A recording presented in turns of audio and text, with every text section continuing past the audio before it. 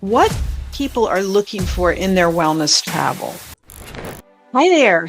Welcome everyone back to another recording of the StarrCast Podcast. We are talking today about what people are looking for in their wellness travel. We know that wellness travel is booming. People, when the reports first came out several years ago, it was primary wellness travel, secondary wellness travel, right? Did you go somewhere for a trip just to be well, or were you going somewhere but you wanted wellness benefits while you were there? Now it's just all wellness all the time. I think COVID gave us a real lift in that way.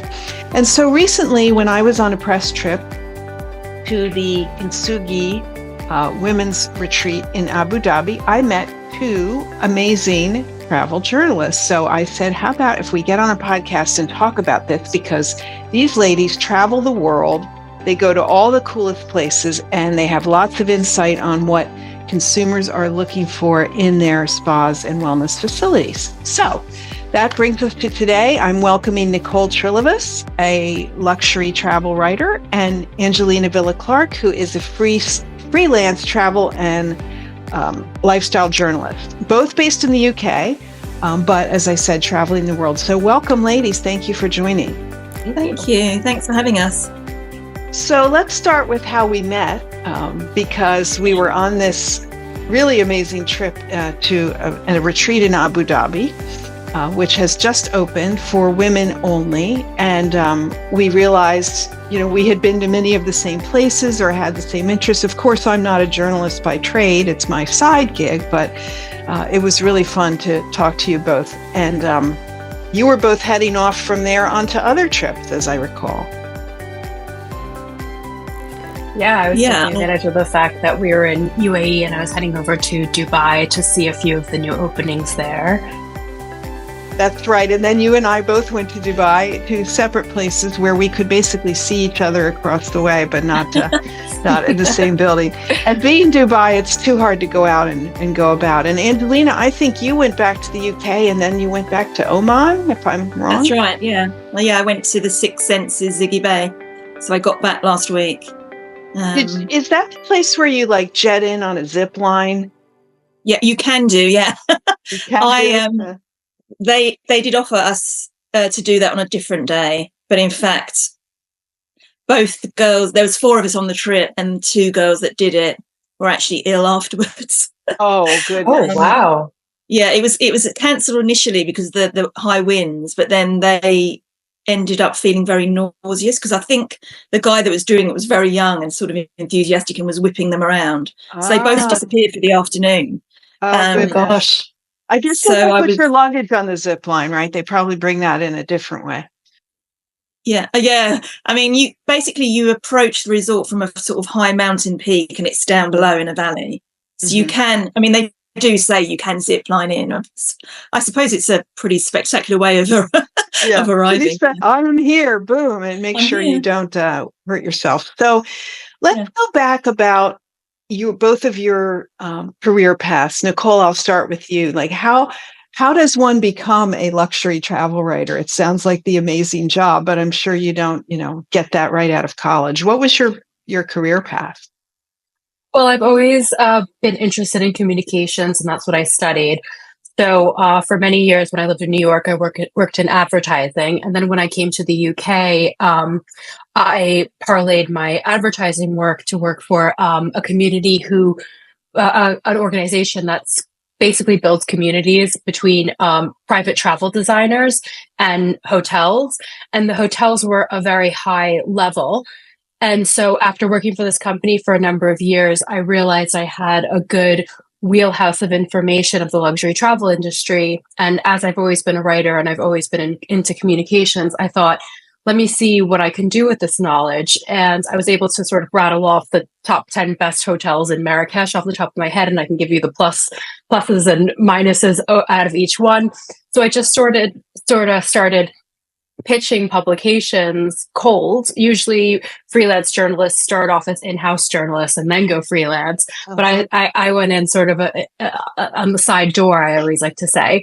So I started doing that, and it ended up working. And eventually I went full time, and now I'm a full time travel writer. But you work for yourself. Yes. And that must be great, right? I mean, but you've got to find your stories. Totally. What's great is, I mean, every now and then editors will come to me with commissions, but the fun part about my job is I get to write about things that I genuinely think are really cool or something that interests me. And whenever you're writing or talking about anything that interests you, as anyone knows, you can rattle on and on and on about it forever. So that's the real joy about being freelance. You find those topics that you're really keen on talking about, and that's what makes the job so fun. So could you tell us a few of the publications where we might see your work, Nicole?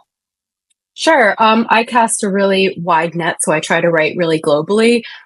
So for American publications, Travel and Leisure, Robb Report for the UK, the Times, Telegraph, and then I've been doing a lot for Arabian publications like Harper's Bazaar Arabia, Robb Report Singapore. So yeah, I like to cast a wide net and take advantage of the English language publications all around the world. Right. That's awesome. And how about you, Angelina? How did you get your start? Mine was a bit more traditional. So I studied English literature at university. I then spent a year in Barbados, of all places, which is another story. And when I came back, I had done a little bit of work for a local newspaper out there, which truly are, in fact, the national newspapers in the Caribbean are like sort of local newspapers. So, and Barbados at that time, and I'm sure it is still the same now, is very, very safe island. So there wasn't a lot of news as we know it. And I came back sort of thinking maybe I should get into newspapers. But I ended up doing work experience at Marie Claire magazine, which lasted nearly a year. And they suggested that I do a postgraduate journalism qualification, which at the time was 3 months at a London university, just to hone in on the skills that I'd learned on the job. Mm-hmm. So I did that, and then I went and worked for a business title, which led me to, in the same company, which was owned by the Express Group of newspapers. I started work as deputy editor in Britain, it was called. It was for the British Tourist Authority. And in that company, they published High Life, which was for British Airways. Mm-hmm. So eventually after about a year, I applied for a job on High Life and ended up working there for like 11 years, wow. Mainly as deputy. Most of that time was as deputy editor. And this was sort of about 10 years ago. And it was sort of the golden era of contract publishing. So we essentially could, as long as the story idea was good, the editor was very keen on us traveling a lot. So I did lots of travel then. That would have been an ideal job for an airline. I know many airlines have shuttered their in-house publications, but I was on BA last week and they still have High Life on the back of the seats. Yeah, I think also it's different. I mean, everything's got so much more commercial now that actually what the writers can write about in BA now has to be sort of sold through BA Holidays. It's a sort of different proposition to what it was 10 years ago. Mm-hmm. But still a great publication. And I just sort of, by then had moved out of London. I'd sort of lived my whole life in London, and we moved out due to my husband's job, and I had 2 boys. And so I decided to go freelance. And I've been freelance for about 10, 11 years, writing for a whole host of titles. Such as Mail on Sunday, Condé Nast Traveller, Country Life, Forbes, Evening Standard, basically the main sort of mainstream publications, newspapers and magazines. And like Nicole says, sometimes editors come to me with stories, which is great because it's a guaranteed commission. And if you like that idea, then off you go.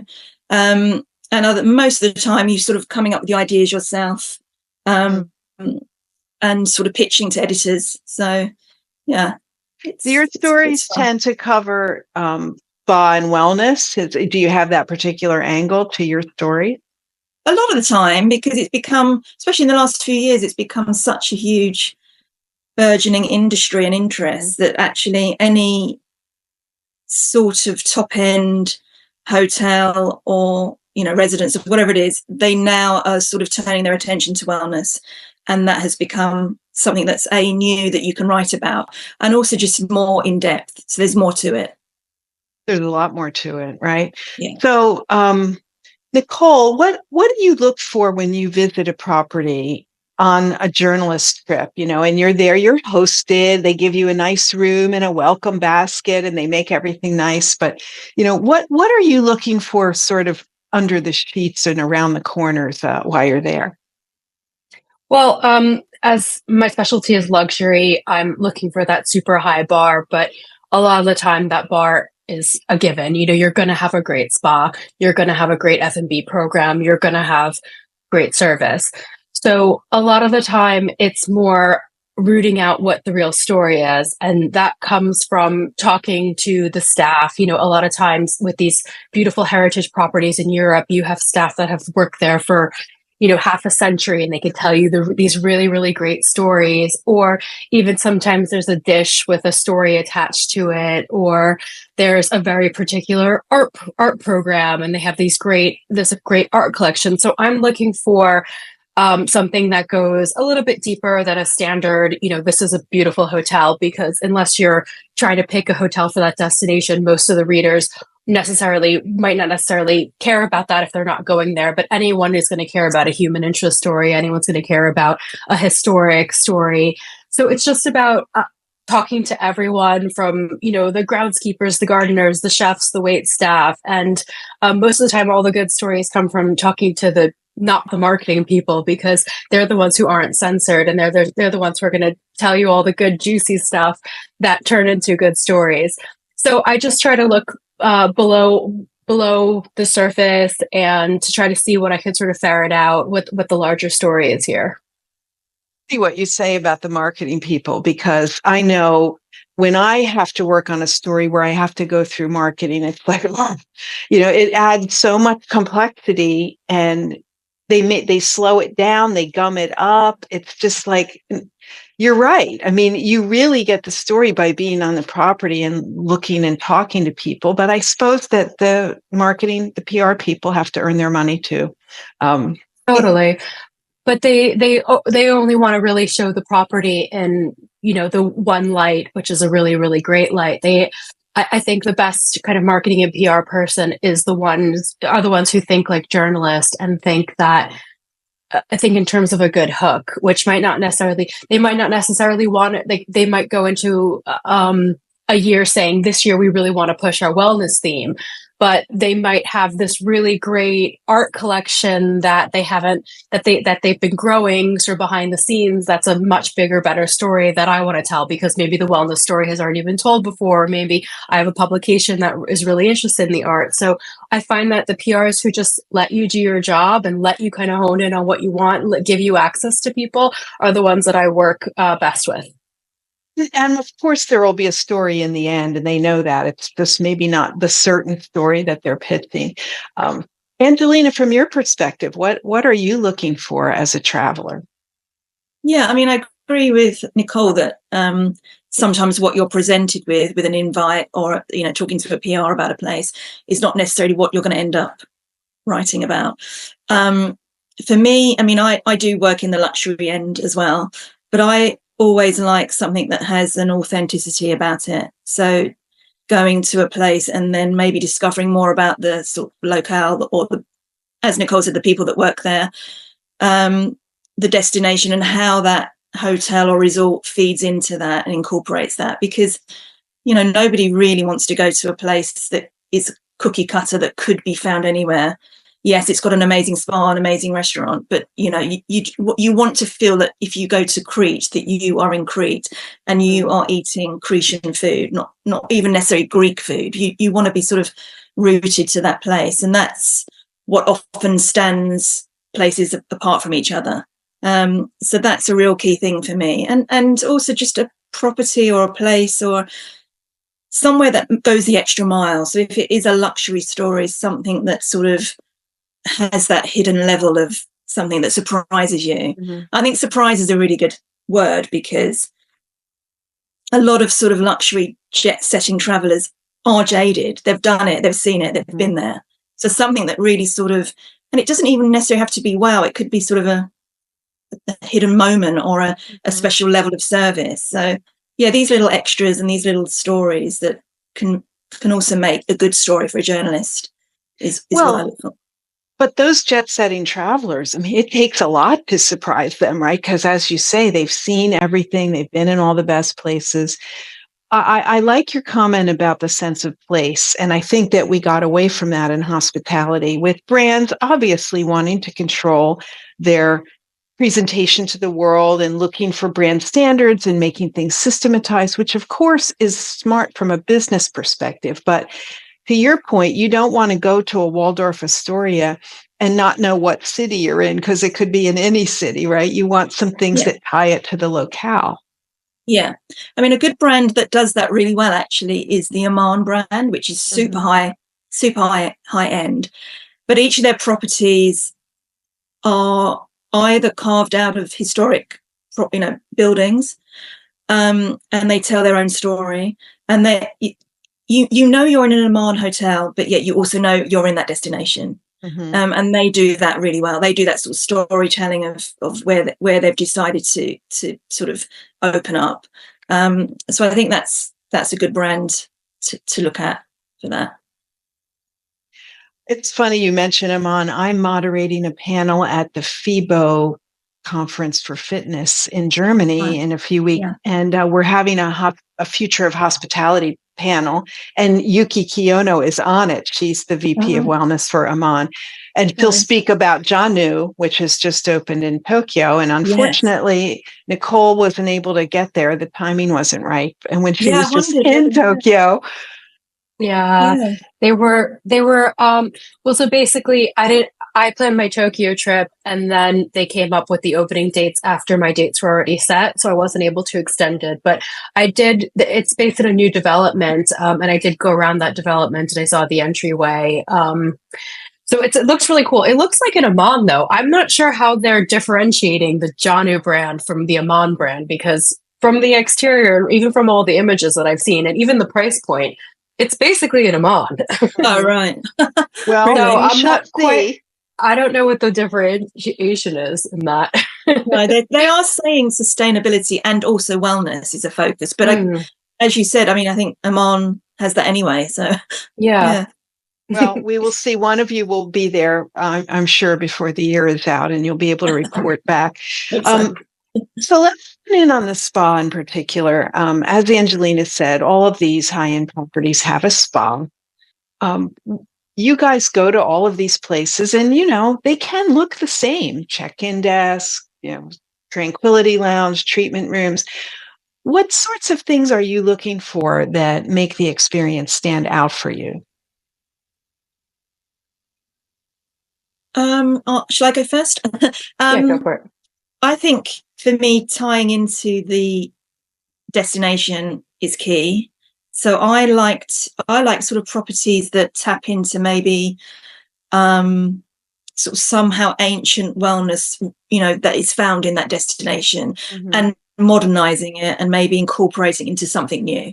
So whether you're in Greece and you're having a Greek hammam or something that uses maybe olive oil and local ingredients, that also taps into sort of something that is modern and scientifically proven. That I always think that's a great start. And also, I don't necessarily want to, you don't necessarily want a bog standard facial and then into the relaxation room. You want something that's sort of a deeper journey, maybe.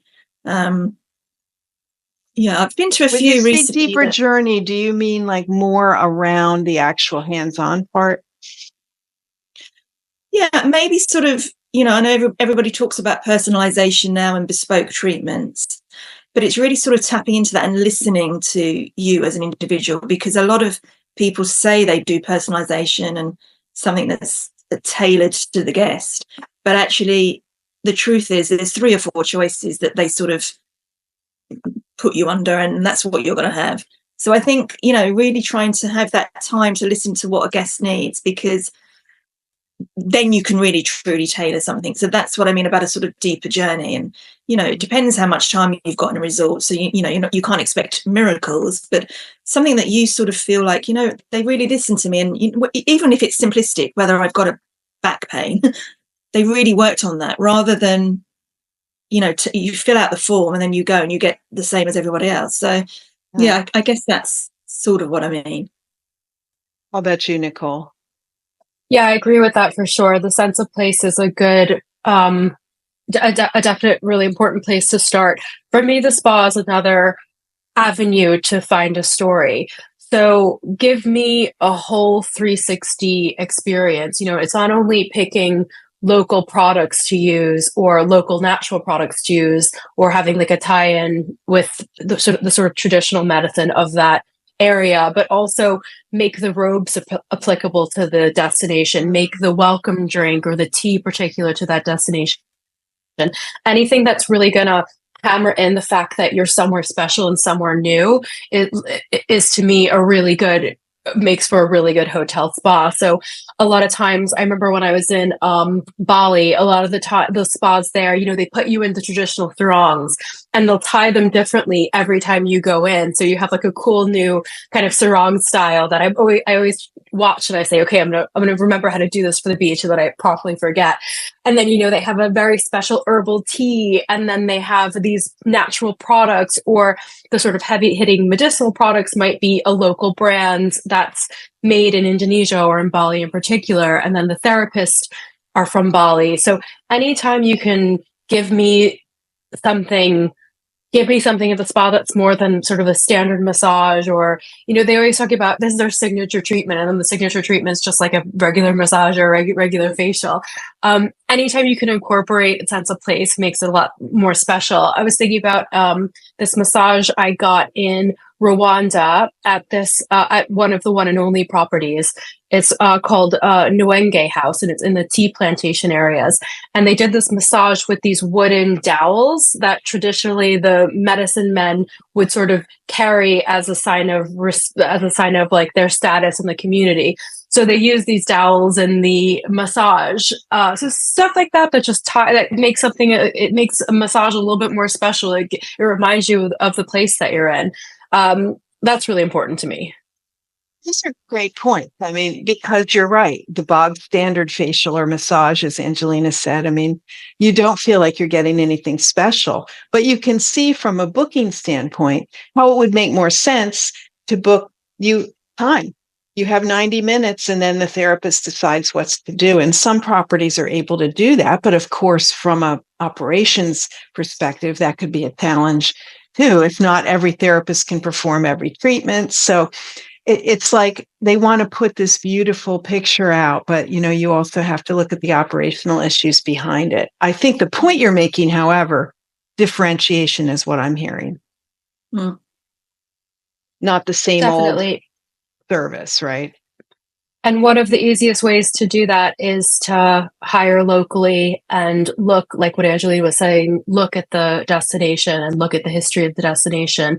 And I think that the people who work at a hotel could be such an asset. I was talking to somebody recently, I've never been, but I was talking to the spa director of a few Four Seasons hotels in Southeast Asia. And she was saying how one of the therapists is a former nun, a former like Buddhist nun. And they built a treatment around this nun where she sort of does chants and almost like coddles you. And it's become this really popular treatment. Like Barack Obama had it done, and boom, that's a story. You know what I mean? Like that's a property that's been around maybe 10, 20 years. It's really hard for journalists, especially freelance journalists, to have an excuse to write about the story, because no one needs a hotel review. It's not a new hotel, especially if it's a destination like Bali, say, that's been written about to death. You need something to get the freelancers in the door, and something like that is a perfect example. Yeah.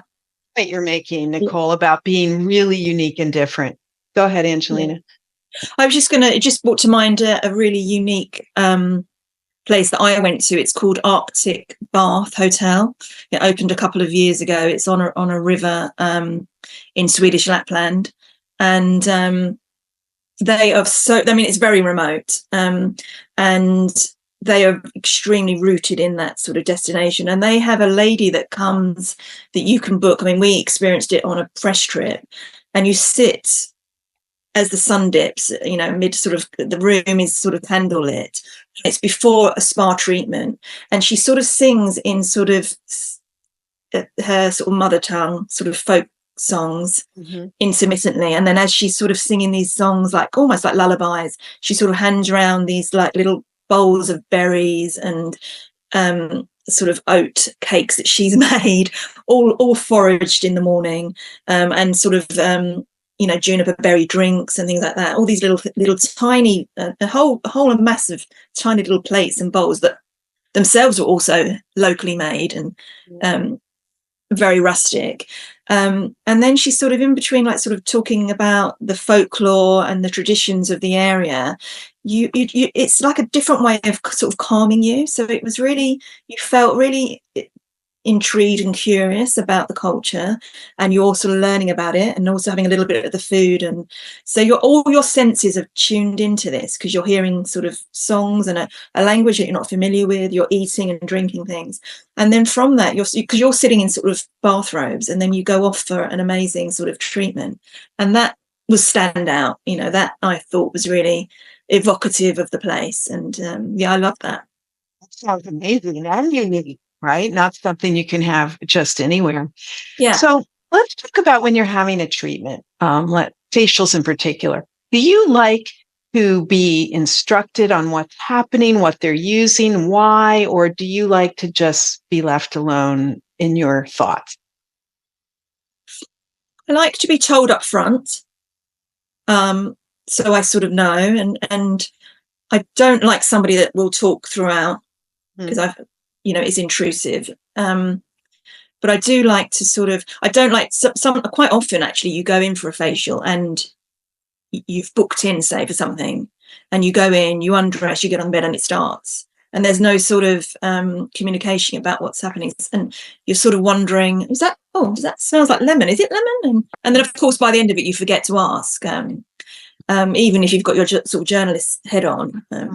Because if a facial is good, you sort of, you're relaxed and in the zone. But, I like to sort of have a little space up front so I can find out more about what's going to happen and what to expect as well. I think you can then switch off. Mm-hmm. Yeah, I would agree with that. And I like a little summary at the end where then she's like, this is what I used. That was the cooling thing. This is what I used to clean your skin. And you sort of smell it afterwards. You can connect all the dots and then take a few pictures of the products if you want to remember anything for your piece or anything like that. But yeah, talking during, I mean, at the end of the day, it's supposed to be a relaxing experience. So I try to get into my full, to really take a usual guest attitude about it and take off my journalist hat for a minute and get into the moment. I hear that because we're always trying to balance on the operations side, giving the relaxation, but also being instructive. I mean, knowing that from our perspective, we have you for an hour, and if we want to positively impact you and your skin, we have to go beyond that hour with like some take-home tips or products or something to help you have better skin. But it's finding the right way to mix that in with the experience that's really key. Yeah, I think maybe hotels. Oh, sorry. Oh, go ahead. I was just going to say, I suppose the exception is if during that treatment there was going to be something unexpected or something cold, say, or a different, they could sort of quietly say, we're now going to do the whatever it is, just to keep, because obviously you want to keep in your sort of Zen moment. So I can see why you'd want to tell a guest that. I was just thinking that hotels with really, unique spas are in a different position where they have you usually either that night before or that night. So I really like it when, if I'm staying for the night and I'm having my spa treatment the next day, sometimes spas will leave you a little a little kind of tester product in your bed. And they say just a reminder, your spa treatment is, tomorrow at 10 o'clock. And they leave you little, if it's a Guerlain spa, they'll leave you little Guerlain testers or whatever. I'm just thinking hotels are in a unique position where they have you usually either the night before or that night. And I think that that's sort of a missed opportunity to really impart knowledge. Maybe there could be a little maybe that's an opportunity to make the treatment a bit more, I don't know, provide a bit more knowledge, or if there is a particular like scent that you're using, maybe they, have a little sachet of that scent and they say this is made by these herbs, or I just feel like it's a unique opportunity. Whereas most spas, if they're day spas, people are just walking in, you really only have them for the hour. When you're at a hotel, you do have them for the hour, but you do have access to them earlier, either before or after. Yeah. Love that idea. That's really great about putting the products in your room. I mean, the reason they don't have Pure Lane amenities throughout is obviously they're expensive, but knowing who's booked a spa treatment and giving those people something is a really good idea. Right. Yeah. That's a great idea. And also that you could then, sometimes you get a choice of oils or whatever they could leave in your room. So you could sort of, because sometimes you're presented with it and it's all such a rush, but it's nice to have a little time to linger with it. I was just going to add that I went to the Waldorf Astoria in Dubai a couple of years ago. And at the time, they were having a real focus on sleep and sleep-themed treatments in the spa. And their sort of offering was amazing because as soon as you checked in, they said to you, we run a special bath. And do you want it now to get over your jet lag? I think it was a whole jet lag focus, actually. So you could say, depending on the time of arrival, oh, I'll have it. Yes, I'll have that after dinner. I'll have it now, actually. And so they go and run the bath for you with special sort of sleep-inducing oils. And then they present you at check-in with a pillow menu that you choose there and then, rather than having to dial down. And that's I love the pillow menu. Me too. I love a pillow menu. It's all sort of done. It's really well thought out. And then when you get to your room, they have all the sleep sort of miniatures, as Nicole was suggesting, in your room. So a sleep spray. It's very comprehensive, basically. The treatment sort of starts in your room. So you're already sort of addressing the jet lag issue before you even get to the spa. I wish a lot of places did that, but I just remembered that. How about the whole part with lockers and robes in the locker room? You have any pet peeves around that part of the experience? I really love to go to the spa in my robe and in my slippers, but I don't like walking through a lobby in those accoutrements. No, you don't? No, well, I mean, unless it's like a place like what is it called? The Blue Lagoon, the Retreat at the Blue Lagoon, which is like a proper spa hotel. Like everybody's just in their robes the whole time. Unless it's a place like that, I mean, even if you're kind of allowed to, it's still cringe and nobody likes to do that, like you were saying. Yeah. So, yeah, I mean, if there's a way, especially now, I've seen a lot of hotels adding spas after their openings, a lot of new hotels adding spas after their opening. So they're like these standalone, like this is one of the trends I've seen, these standalone spas, right? That come after, like not physically part of the hotel. They're also made for people coming in for the day, not just guests staying there. So anytime, there's an option where you can make it where you could just go from your room to the spa in your clothes, that's great. In your robe, that's great for me. I like that. Yeah, that happened at Ferris Spa. When I checked in at the desk, they said it. They said, here's how you'll get to the spa, but there's a corridor on the second floor you can use and you don't have to come through the lobby. And I thought that was great. Yeah. I think often the changing room locker area is an afterthought. The best spas also sort of bring that cocooning feel to because what you don't want is to be somewhere that feels a bit sort of municipal, and sometimes they do. It's all a bit cramped and it's all a bit awkward, and you're trying to change, and so I think sometimes there is a bit of an overlooked area. For sure. How about things that you really don't like in the spa experience? Like, can you think of any things that really are a turnoff for you? I totally appreciate this might be fine for some people, but I don't like it when you are presented with a male therapist without being told. And that's happened to me quite a few times. I think you should be asked up front rather than you thinking, I better make sure I say. That's just me. I just find it slightly awkward. Yeah. So that's one thing that pops to mind. I have a thing with ceilings. Like when you're lying facing up and there's like an ugly ceiling or like a crack on the ceiling or like a watermark on the ceiling. I just think like you are sitting there for an hour looking at this, you know? So recently I was at the Guerlain Spa at the Old War Office, the new one that opened up in London, at the Raffles Hotel. And they have this beautiful ceiling that's like perfectly lit with this kind of like bas relief plasterwork. And I was just like, oh, this is so relaxing. I love the kintsugi. I love how some of the ceilings had that crack that was filled with gold in the ceiling. And that, of course, is the whole theme of kintsugi. And I thought that was very clever. You're totally right. So many times when people that work in a spa, they are seeing it from eye level. They look around, it looks fine. And I always say you need to lay on the table, face down, face up. You need to look around because what the guest perspective is very different than someone that walks into the room. And even acoustically, sometimes, you know, I had a therapist once that had like a wheelie chair and like my face is like right by these wheels that are essentially like that would probably, you know, from the therapist perspective, probably wasn't very intrusive, but lying on the bed and being closer to the floor, you know, you notice those kind of things. Yeah, for sure. Yeah.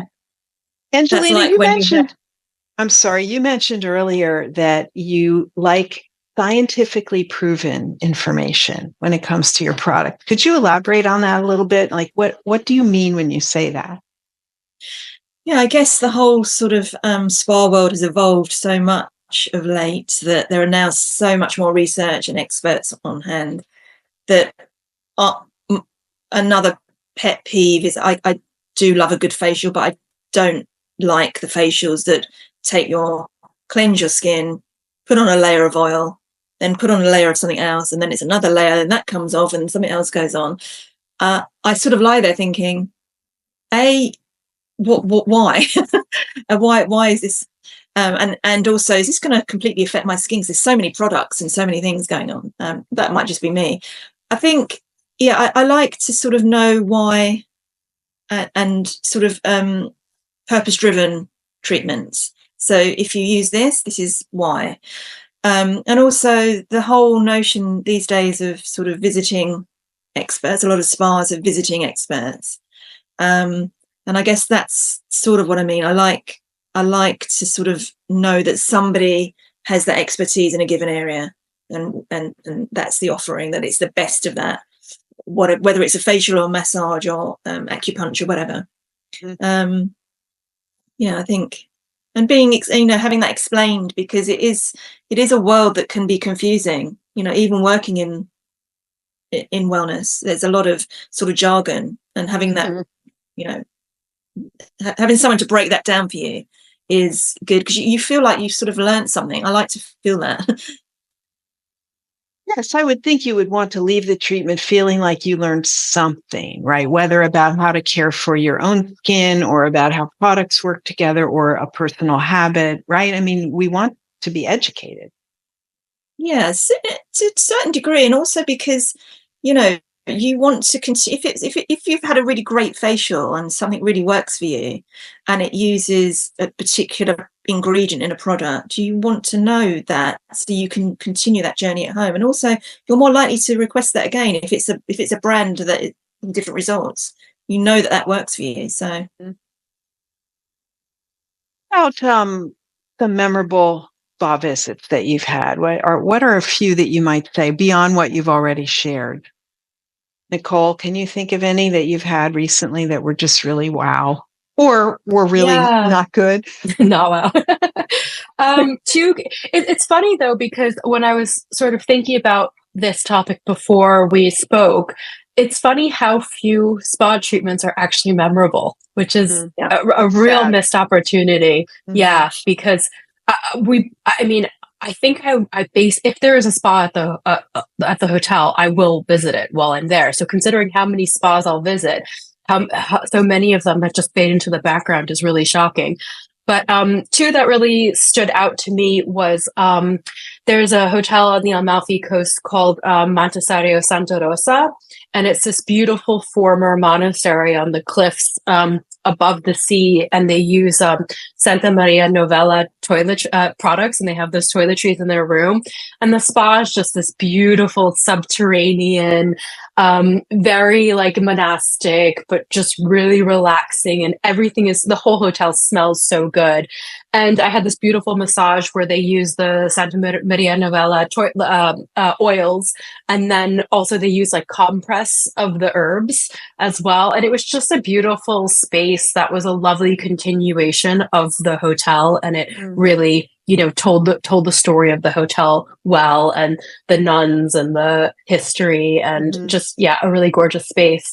And then the other one is this brand YTL Hotels. They're a Malaysian family that have them. One of their hotels that they have is called Pangkor Lot, and it's I've been there. Have you been there? Yeah. Talk to it. Yeah. And it's this private island, and they have this spa village concept. And I thought the spa there was just so great. They take you through this ritual of baths first, and they have these cool sarongs where they tie them on you, and then they use all these local herbs, and it's basically all outdoors, and you feel like you're really nestled in nature the whole time, and you hear the ocean waves, you hear the breeze. It's really, the landscaping is done really well, where you feel really private, but I just thought they did a really good job there. I agree. I thought that was a really magical place. That was the one room where I remember that trip because I really wanted to see a monkey, and I could hear them, but I hadn't seen one. And the day I was leaving, I had cracked my balcony door open a bit, and I was, packing up, and I turn around and there's a monkey on my couch, like with a piece of fruit in its hand that it got. And I'm like, oh, this was not more monkey than I intended, right, to see. And then the friends are coming, and they're all out on the balcony, and I'm like, oh my God. So that was one of those monkey moments at Pangkor Lot. But for a they fun, actually warned me about the monkeys. They said, make sure you keep your doors closed because the monkeys know exactly how to get into the minibar. Totally. They totally do. That's so funny. How about you, Angelina? I think I was at Suniva Fushi in the Maldives 2 years ago. They launched their new wellness concept called Suniva Soul, and sort of used the word magical. And this I thought was really magical. So you sort of it's all raised and elevated, almost as if you're in the treetops. The treatment rooms are all made from natural materials. They look like sort of bee sort of nests almost. And when you go in, it's just basically very plain. It's like womb-like into these rooms. They are plain, sort of pale pink plaster, beautiful, but beautifully finished. Everything's lovely. And the treatments are all use indigenous ingredients, made on site. There's a herbal oil place that they make everything. It was just deeply cocooning and nurturing. That was amazing. They've also got those sort of treatments, but they've also got sort of the latest oxygen bars and the latest sort of developments in wellness there as well. So you can tap into anything that you want. It's very comprehensive. I've had sort of lots of stand out. I think one that really I sort of mention a lot to people was a hotel called Kerr Hotel Skodsberg outside of Copenhagen. It's an old Grand Dame spa hotel. I think it was one of the first spa resorts in Denmark that people used to travel for miles in the Victorian ages. And they really sort of, there's all sort of vintage photos around about this history, and they really sort of hone in on that. But one of the things that you can do is they call it an extreme sauna. So you have an extremely hot sauna with a sauna maestra who uses scented oils and sings and uses sort of fans to whip the air, and you sit in this for quite some time as the heat, and she talks you through it. She tells you to breathe, and then you all the time you're thinking, I've got to go out, and you sort of go through, and then halfway through she opens the door, some air comes in, and then it's shut again and you start again. And at the end of this, you put on your robe and you traipse down a jetty, and you basically jump off into the freezing Baltic Sea. And then when you come back, it is the same temperature in the sauna, but it feels lukewarm by now because you've had this shock. and then there's sort of music played and you can drink herbal tea. And yeah, that was a real sort of moment. So that was good as well. That's a great example of contrast therapy, which is very popular right now. And in an upcoming episode of StarrCast, probably in the next few weeks, I'll be talking about my Celtic sweat lodge experience that I had in Norway, which was 2.5 hours in a sauna, like pretty extreme. Wow. Yes. No. Let's talk about these trends, right? In recovery. I mean, you've mentioned technology. Like what are you seeing in terms of outside of the room, or how technology is used, or new things outside of facials and massages? Anything to share on that you've that has intrigued you? Well, of course, we've all been to the kintsugi, which uses the quantum physics testing.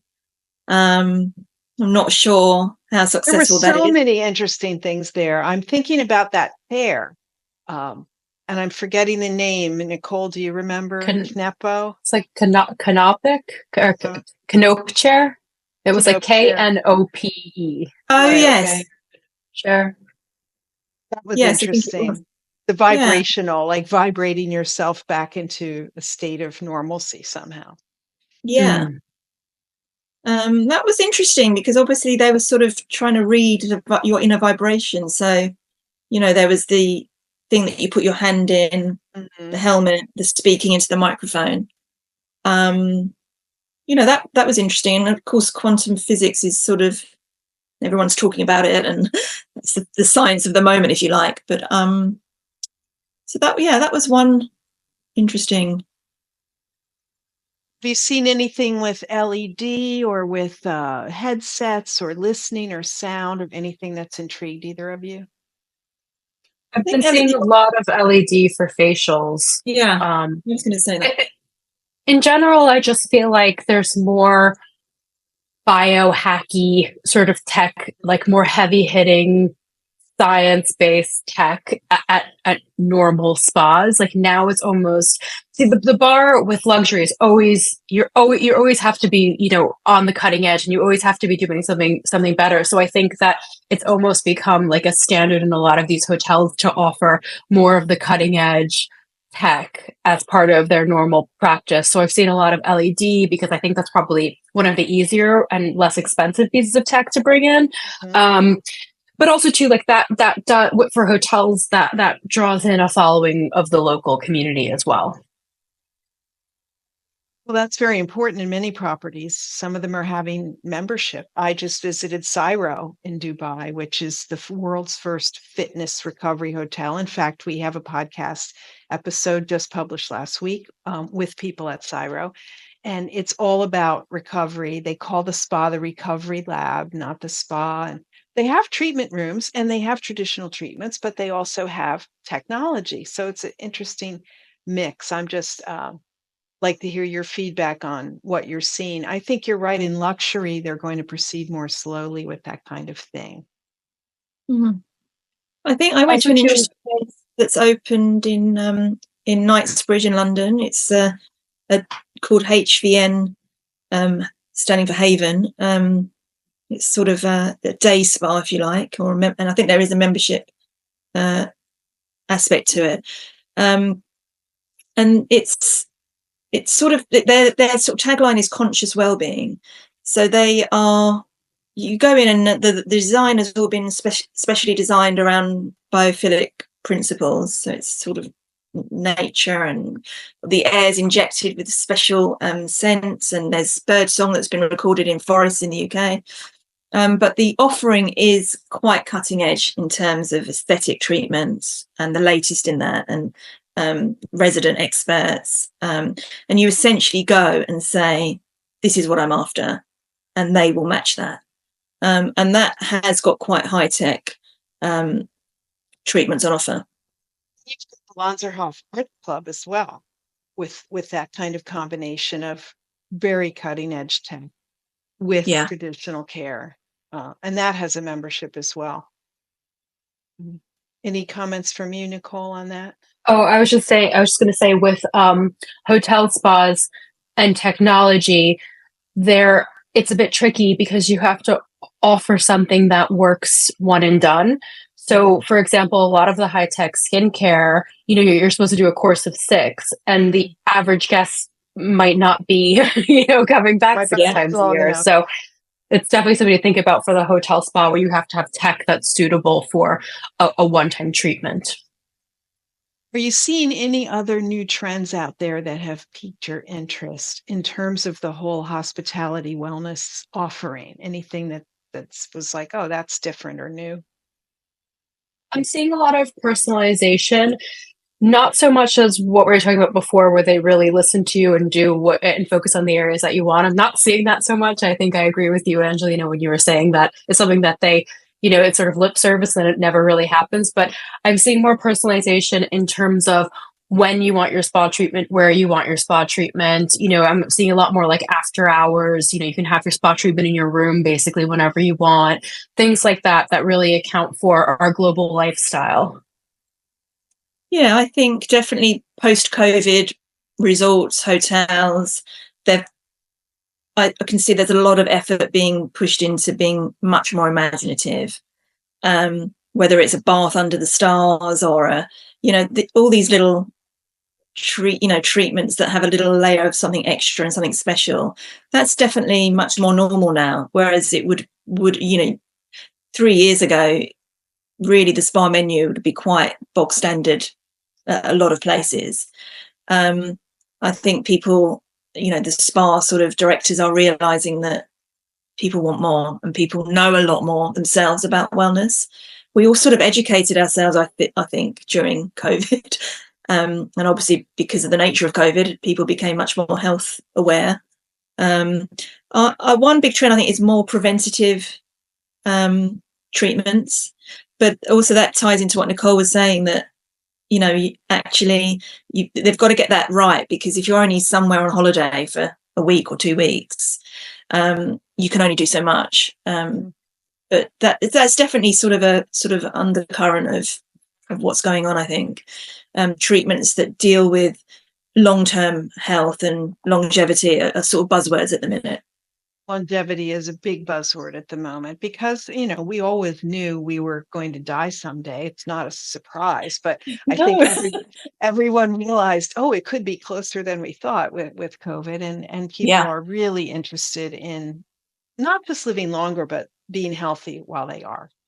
Yeah. Also, stylistically, I don't know if you guys have noticed this as well, but I'm seeing a lot of Roman bath style spas pop up, and like old-fashioned Roman style treatments. I've been seeing that a lot lately. Yeah, the Roman baths under London. I can't remember what it's called now. Yeah, it's called like Air or Air. I don't know. And then there's one in Estelle Manor's Roman style baths, and then there's a new one coming in Nice. It's like a former convent, and they're doing Roman style baths down there. Yeah, I think Roman. It's like the whole like Roman Empire meme. Like how often do you think about the Roman Empire? Like I think for whatever reason, like Roman is really in right now. He's having a moment. Yeah, it's the bath culture that's driving that. There's a big interest in it because it's communal. Right. And so, how people used to bathe in the 1500s was to go to the bath and be with each other. And I think we're coming back to that, albeit with bathing suits this time in most countries anyway. And community, that's a big theme as well. Like the membership, you were talking about membership, like that's a big, having a membership spa, that's really interesting. Like even the Estelle Manor one, the one that I just mentioned, that's a hotel that was based off of a membership club. So this idea that you're getting a built-in community when you come to the spa, I think is really a big trend as well. Very good.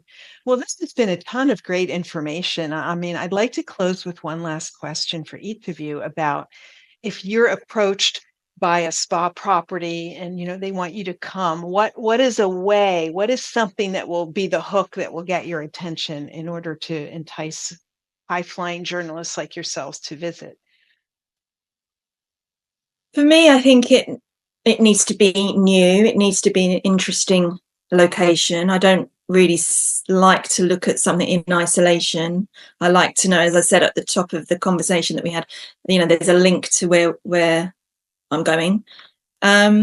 And maybe, there needs to be a sort of really strong story or hook. So whether that's a whole new treatment that you can't get somewhere else, or a combination of treatments that's unique, or something about, I don't know, they may have a theme to that spa. So it's hard to sort of come up with, but I'm sort of, I would want something that's novel and new and surprising, I guess. Yeah, same. And for me, what would really get me intrigued is a personality. Like, I can't stop thinking about the nun. Yeah, I think incredible. something like that is just such a great story. And so I think I just think it's such an under-accessed area. I think that spa directors should really be talking to their staff and see where those stories are, and introduce them to journalists and give them a chance to have some one-on-one time, or even give them a chance to come up with their own ideas for treatments. But I just think, yes, if you present me with an interesting personality that's behind some kind of wellness treatment, I think that would be such a great story. Well, thank you both for your time. It took us about a month to find a day when all three of us were not in an airplane. So well done. Nicole Trilivas and Angelina Villa-Clarke for joining. I will have contact information for you in the show notes, and safe travels. Last note, where's your next trip, Nicole? Where are you off to? I'm off to Italy next month. Awesome. And Angelina? I have a couple of UK visits, but then I'm off to the Seychelles in April. Okay. Ooh, well, nice. We look forward to reading the reports on those trips. Thanks, and thank you very much for your time. It was really great. Thanks, Thank Lisa. you. Thanks for having us.